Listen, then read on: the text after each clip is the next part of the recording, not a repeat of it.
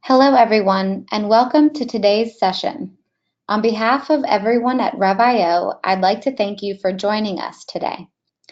Before we begin the presentation, I would like to go over a few housekeeping items. First, audio will automatically come in through your computer speakers.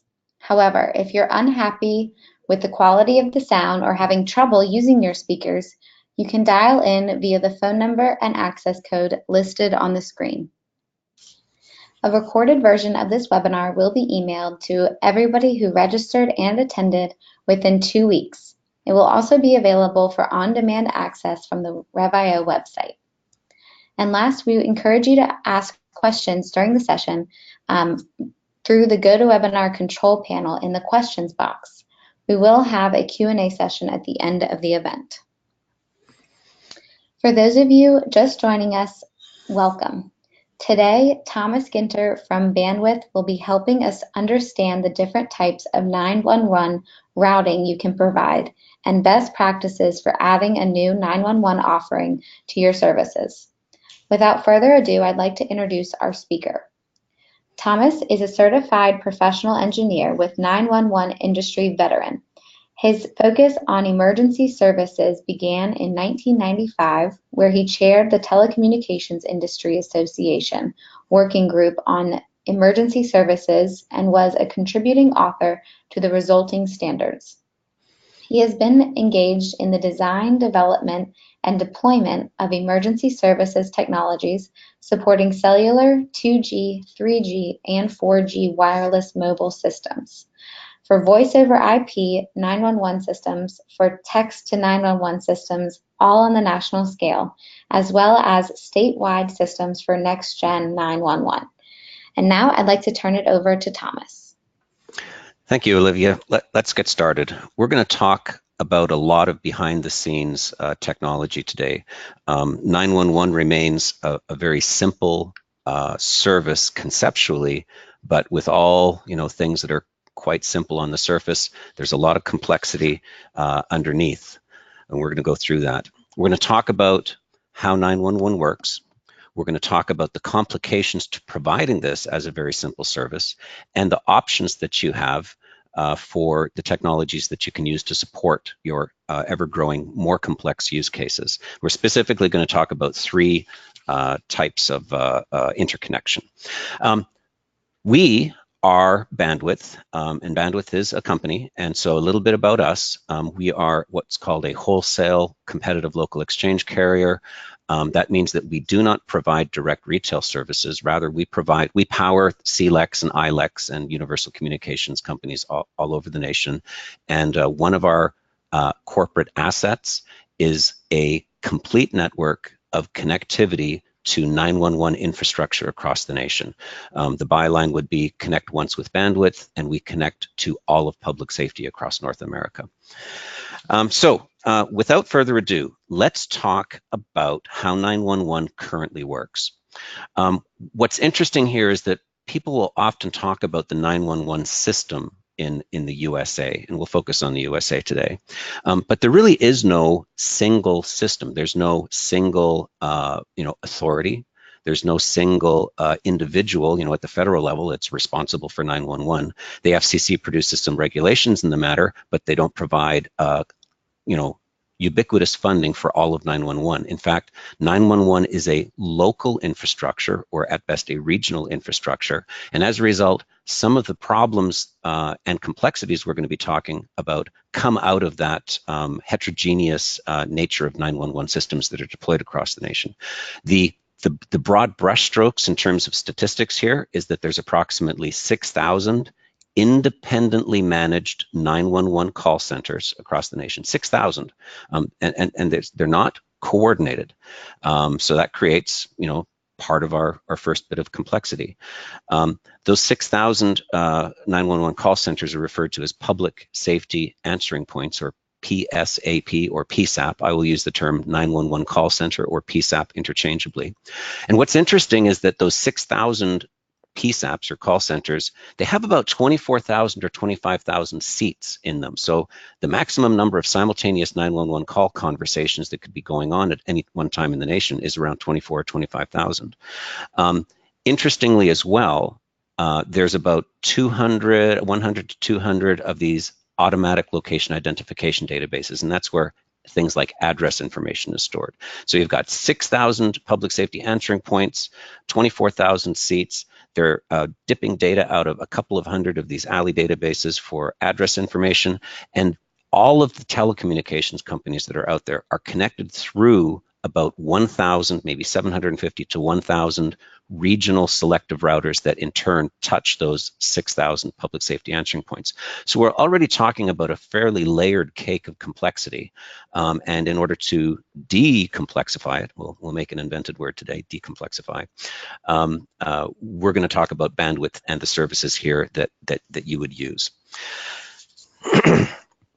So 911 is supposed to be simple. Dial 3 digits and magically your phone call gets to one of those correct 6,000 endpoints. And you as a user, as a consumer now, not necessarily you as the telco provider, but you as the consumer, have an inherent expectation from watching television that the 911 caller will answer with the words, 911, what's your emergency? And that they immediately know what your address is. Well, there's no magic in 911, and part of the complexity is making sure that address information of where you are at the moment gets down to public safety, and that's through provisioning. We're going to talk a bit about that. And even these things are changing because the infrastructure that I just outlined was built for a landline or wireline network, that arose through the 1970s and 1980s into the 1990s. It was not originally designed for mobile. It was not originally designed for voice over IP. It certainly wasn't designed for a 911 call that could appear on a laptop or potentially on a over-the-top app, a smartphone app that is attached to your home security system when you're out of town. There's some very interesting complexities that are now making our world a little bit more interesting. But nevertheless, the user experience remains the same. Dial 3 digits, and we expect certain things to happen. So let's take a look at what's happening behind the scenes here. So we're going to let's review how 911 works in a landline world or in a legacy world. We have a phone on the left-hand side of this picture. It's phoning through your phone company and is arriving at one of those 750 to 1,000 selective routers. That's a regional switching platform because it might be in the middle of a county or say a cluster of counties that there's 3 or 4 public safety answering points within.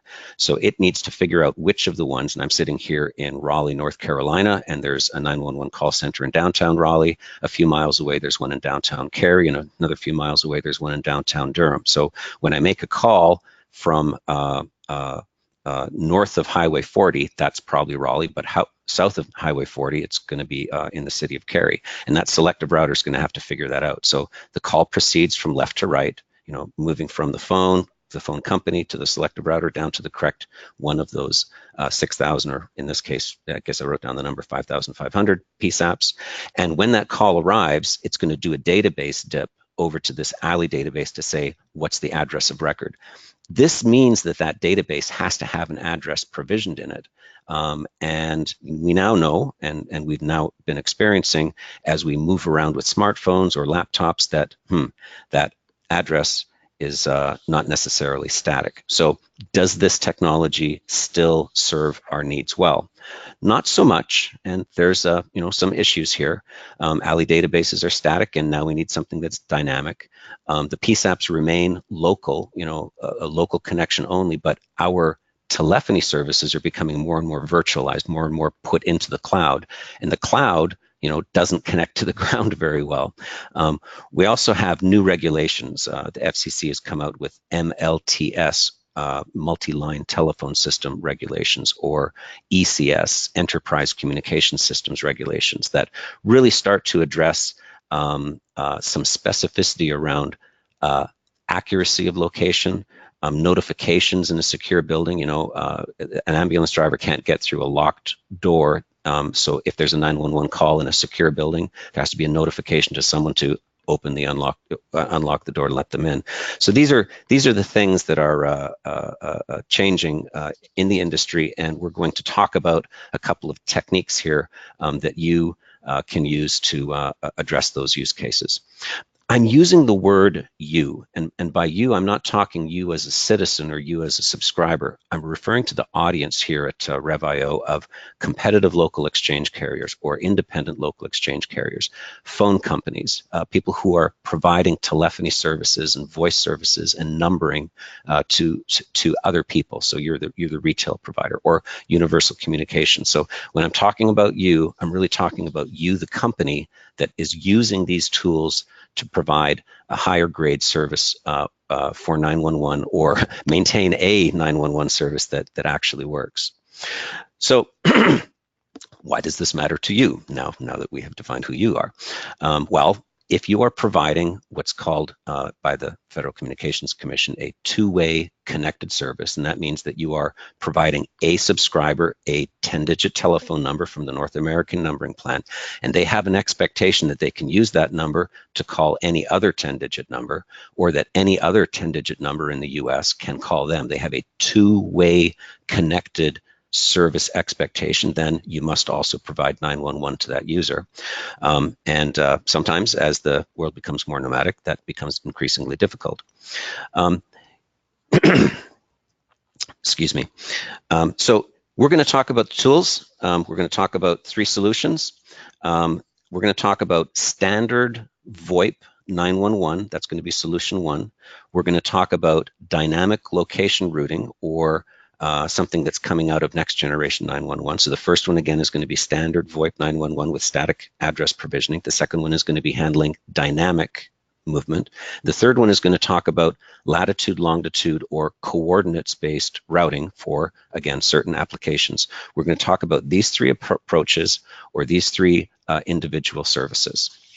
So here we start with solution number one of VoIP Position Center, or I2, what's called I2 service based on NINA. On the far left-hand side, you can see that we have a series of VoIP call servers, or phone company switches.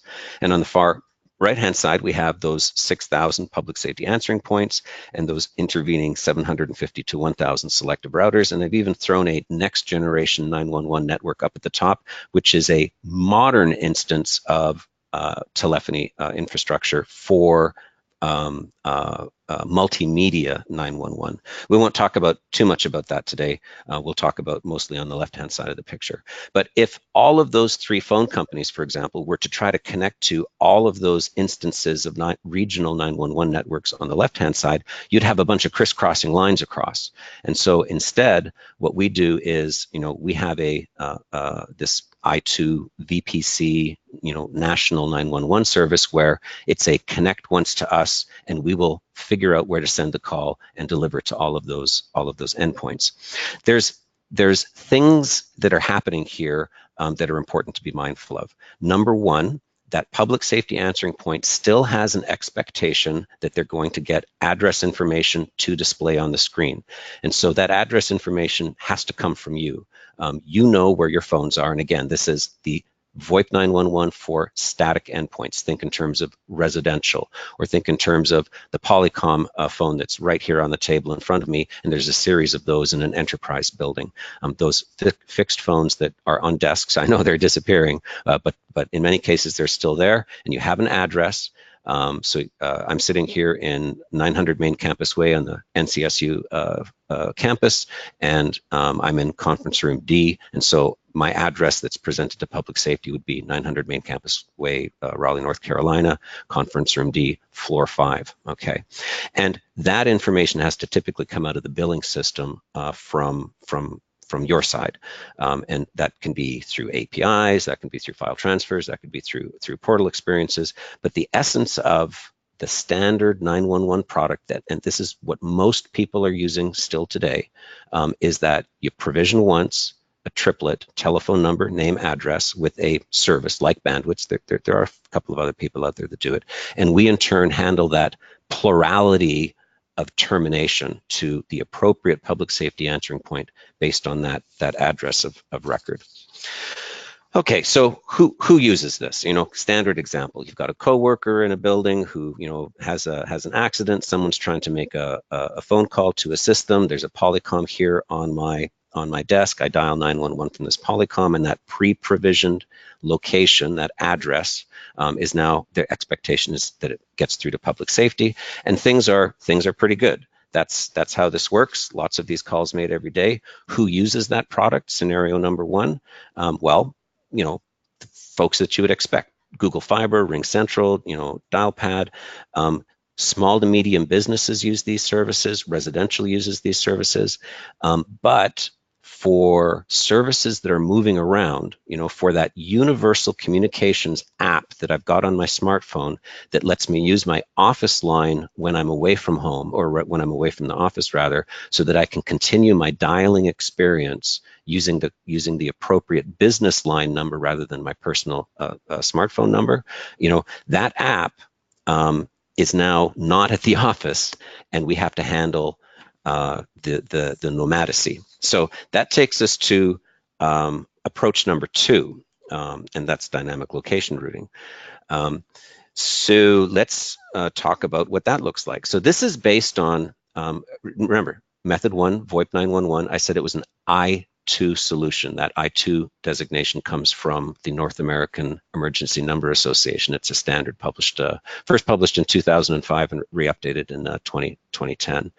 So this dynamic location routing is actually taking a page out of the Next Gen 911, or this I3, again, published by NENA, the North American Emergency Number Association, and it works different than standard VoIP 911. In standard VoIP, you have that triplet, that telephone number, name, address, and we're going to break that rule because location can be dynamic. Location can move. My laptop calling experience will be on a different floor if I go down one flight of stairs. And so we're going to provision now and allow you, our customers, and CLECs to provision rather names and numbers in one database, and then all of the potential locations where that person could call from in a second database, and we call these location objects. So again, NCSU campus is where our enterprise building is located, right in the middle of the campus. And this is a campus of a population of about 30,000 individuals. And there are VoIP lines in most buildings, even in lobbies and such. And you can imagine that as the calling experience from a laptop moves around the building, moves around the campus, it can move literally from building to building, to different street addresses, to different floors and different offices. And so all of the buildings and all of the floors and all of the offices associated with the North Carolina State University could be placed as location objects in this database. And then at call time, what we're going to allow to happen is that at call time in the call setup, it's not just the call ed party number and calling party number, the 911 and who's calling, Bob Smith from 919-555-1234. That's not the only information that we're now going to allow to be passed in that call. We're going to include something called a geoheader. For those who are IEEE friendly, there's an RFC, it's 5319, but it's also identified in those I3 or next generation 911 specifications. Now, this is an important change in 911, where for the first time, we're allowing the originating carrier, the originating call party, to include their location context with the call at call time. It's not pre-provisioned, it's not static. It could be any, for example, here on the NCSU campus, any location object associated with the campus as the phone moves around the campus. If the phone moves off the campus, that's the next section. We'll talk about that in a moment. There's another implication here, which is VoIP 911, that I2 service that people have been using for years, is really a plug and play product. You can use a portal to provision a record. You can use a standard VoIP interconnect or a SIP trunk to deliver the 911 traffic, and everything's going to work. In order to handle nomadacy or use dynamic location routing or take this page out of Next Gen 911, you have to do some development. The VoIP call setup includes new invite geoheaders, new invite parameters, and they need to be included in order to make use of the functionality that facilitates nomadicy. So that's a difference, and it's kind of exciting because the beauty is that public safety might still be legacy. They might still be an old key system, doing an automatic call distribution amongst a couple of rotary phones that are answering 911 calls. But on the front end, you, the originating service provider, can make use of this product, or this capability rather, to facilitate nomadicy. Your phones can move around, and the location that's presented to public safety, maybe slightly better than a rotary phone, we'll go with a touchstone phone and a laptop screen. That address information, they don't have to be next gen, and we can still get it to them and present it to them. So kind of exciting. In other words, you can take advantage of the latest 911 technologies, even though public safety is still receiving the calls in the usual way, but they will receive the calls at the correct public safety answering point, pertinent to the geo header or location that you're sending in the call setup. So what does this mean? Literally, it means that the more virtual your solutions are, the more you're up in the cloud, the more nomadic you are, the more you need, to consider solutions like this, or the toolkits that allow you to keep track of multiple locations, and a person's making a 911 call from a random location at call time. So there's a couple of implications. So we've talked about campuses, we've talked about multiple buildings and multiple stories. We've talked about moving a PBX into the cloud, and now it's disconnected from public safety. So we put this cloud of like bandwidth or dynamic location routing in between, and presto, we can now reroute those calls down to 911. So that's all great. Who would use this toolkit? Folks like Fortune 1000 companies who have very large campuses, and they have people literally unplug their VoIP phone, carry it to another building or another office, plug it in, and continue to go, and their number comes with them. Kind of old school. Or high-rise building managers, or more importantly, or more interestingly, Internet of Things companies, do-it-yourself home security or personal emergency response panic buttons. Where I say my father is elderly. He's got a panic button. We've got the home address programmed into that. We've got the he goes to a seniors center, walks there, every day, and that senior center could also be a location object that's pertinent to his panic button. And if he hit that button at one of those two locations, dynamically, the correct location would come up. So in terms of companies, we've got probably a dozen or so folks that are building to this particular solution. It's been on the market for about 6 months now, and we're seeing some interesting innovation. So let's talk about the last technique. Again, talking about 3 techniques here. One is standard VoIP 911, static addresses. The second one was dynamic location routing, where the location is selected at call time and sent with the call. And last here is coordinates routing, or latitude longitude routing, and hopefully this will kind of fill in the final gap of our knowledge today. So we've got here a picture that's actually lifted out of the static provisioning, because I want to explain coordinates routing in the context of static addresses. So with a static address, we take that address. We might have to do an override because it's coming from a new subdivision that's not in our database yet. But hopefully it hits one of our 2 databases, and we do this thing called geocoding. We turn it into a latitude longitude. Why do we do that? Well, we've got this other database that is the complex jurisdictional polygons of every public safety answering point in the nation. And again, there's somewhere between 5,000 and 6,000. I think the number is 5,545. So we, in order to figure out where an address belongs in terms of its 911 routing, we have to turn it into a latitude longitude to put a dot on the map, look a little closer. Oh, that's in North Carolina. Look a little closer. Oh, that's Wake County that has Durham It has Cary and it has Raleigh. And what side of the highway I-40 is that latitude, longitude on? Oh, it's on the north side. That's Raleigh. So that means that a 911 call from that particular address needs to go to downtown Raleigh. We've done our provisioning. We do this for addresses all the time, and the key point is that those two central blocks here are latitude, longitude, or XY. What we're doing now for latitude, longitude call routing is accepting another kind of geoheader in the VoIP call itself, in that SIP invite. The geoheader now can also be a latitude, longitude. And so quite literally, again, that neat universal communications app that's on your phone where you can take your business line with you and you want to make and receive those calls from your smartphone with that telephone number. And that app, you're using it so much that now if something untoward happens and you get stranded on the side of the road, and you're using that app to make the 911 call, and you're not using the underlying wireless phone because that app should be enabled, it can now dip the GPS coordinates out of the phone and send them as a latitude, longitude to this service. And presto, that will appear down in public safety as a dot on a map on the call taker screen, just like it's a wireless call, but it's actually coming out of your UC, Universal Communications application.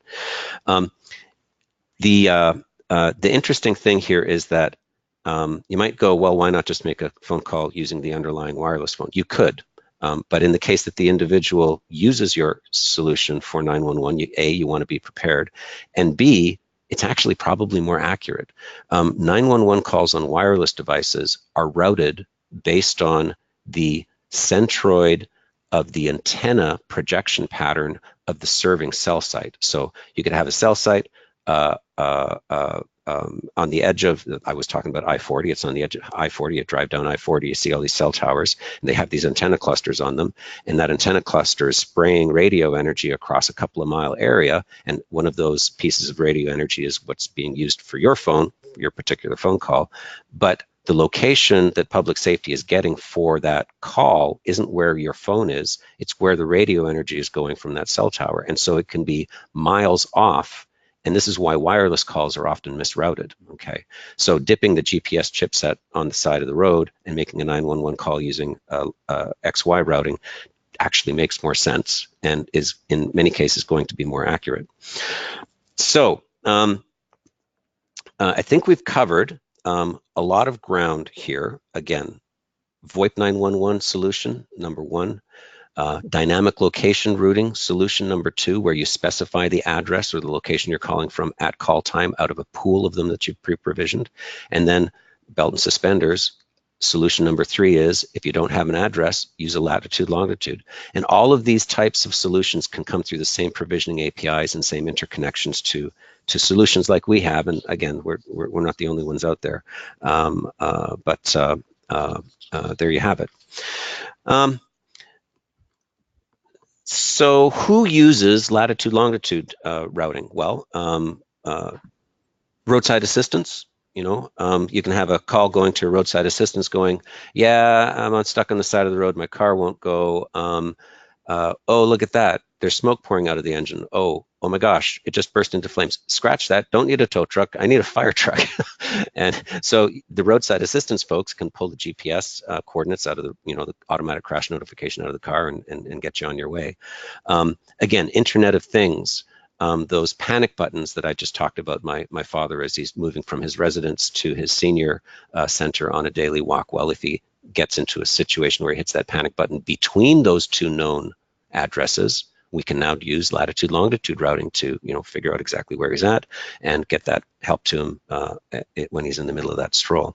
Long haul trucking is a great example. Often there's a policy that if a big rig gets into an accident, they're not supposed to phone, using their smartphone, phone 911. They're supposed to contact their dispatch first, and their dispatch makes the decision as to whether or not they are whether or not emergency services gets looped in, and it's actually the dispatcher that initiates that 911 call, again, pulling latitude, longitude out of the guidance system of the big rig and using latitude, longitude, or XY routing to get that call delivered to the appropriate 911 call center. So lots of use cases. Folks like Rapid SOS and Punch Alert are using these types of solutions. All right. Wow. Time's gone by pretty quick here. Couple of key takeaways. You know, most of you listening know that 911 is not an option. You have to provide it, and so we might as well provide it in the best possible way. So there's different solutions for different use cases, more types of 911 call handling now than ever existed before as a result of those next gen 911 publications. Again, we've talked about 3 use cases, you know, statically provisioned addresses, dynamically, you know, routed based on location, and latitude, longitude call routing. So I think with that, Olivia, we can go to Q&A. Great. Well, first of all, on behalf of everyone from the Rev.io team, I'd like to thank our audience for joining us today, and also thank you, Thomas, for a fantastic presentation. Before we begin the Q&A portion, I would like to just remind our audience that you will receive the full webinar recording via email within 2 weeks. And in addition, if you've asked any questions that don't get addressed during our live Q&A, we will follow up with you individually via email. So now I'll take a couple of questions from our audience. So the first one, Thomas, is I've heard of Next Generation 911. What is it and how does it factor into me, a CLEC?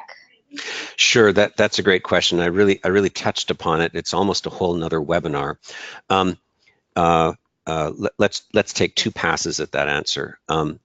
Next Generation 911 for public safety is the upgrade of all of their equipment from legacy circuit switched or PRI type or PBX type solutions to voice over IP or all IP Internet Protocol modern technology. So they're doing this big technology uplift. What happens when they upgrade to VoIP and to SIP and to IP?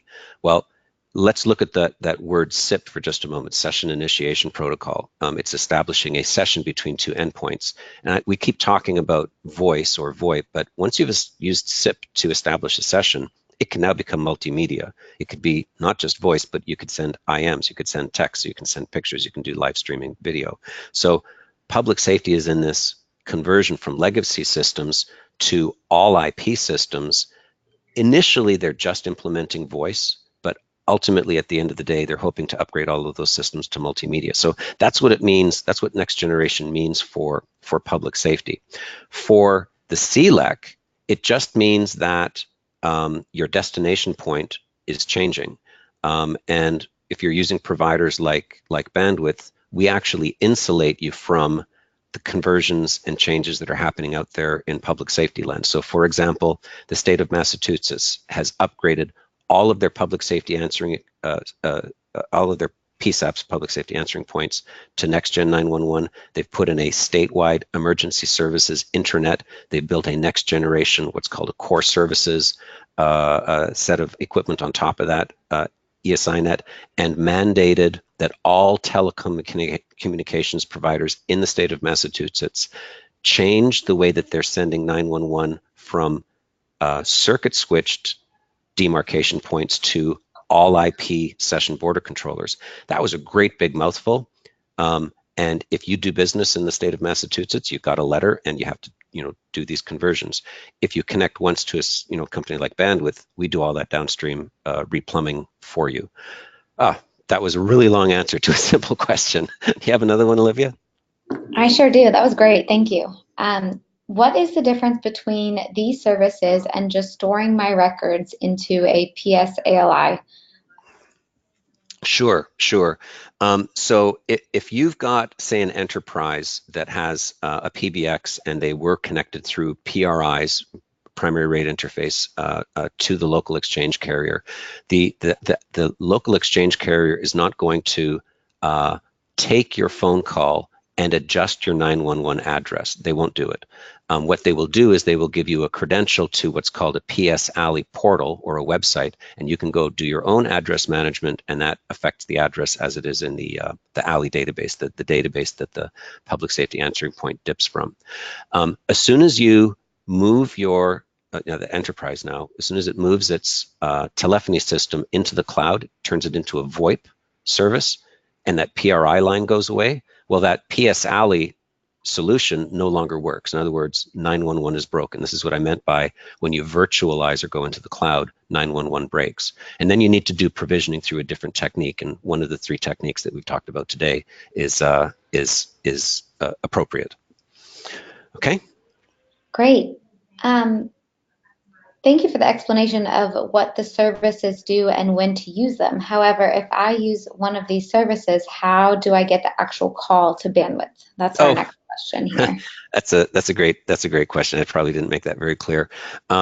So for bandwidth specifically, our 911 equipment stacks are in the largest co-location centers in Dallas and Atlanta. This is all geo-redundant equipment. You would essentially exchange an IP address where your traffic is coming from on your side, from your session border controller, otherwise known as a firewall. You'd give us your source IP address. We would give you 2 destination IP addresses on our side, and we would credential that using what's called TLS security. So it becomes a secure point-to-point SIP peer trunk. And then you simply direct your 911 calls to us across that secure connection.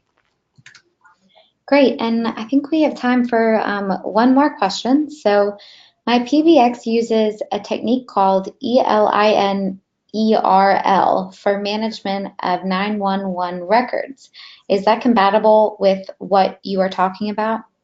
So short answer is yes. And for the rest of the listeners, this ELIN, ELINERL, ERL, stands for Emergency Location Identification Number. That's basically a 10-digit telephone number. The ERL is an emergency response location. It's an address. So you have telephone numbers and addresses. Cisco Emergency Responder, for example, uses ELINERL. Skype for Business has an option for ELINERL. And essentially that 10-digit number and that address becomes a normal VoIP 911 static record with a service like bandwidth. That was really option 1. They're fully compatible. It's just that the names are a little bit different. So nothing to worry about. They're completely connectable. Okay. Great. Well, I think that's all we have time for today. And like I said, if you asked any questions, we will follow up with you via email. And thank you again, Thomas, and the entire Bandwidth team for joining us today. Okay, more than welcome. Thank you. Thank you.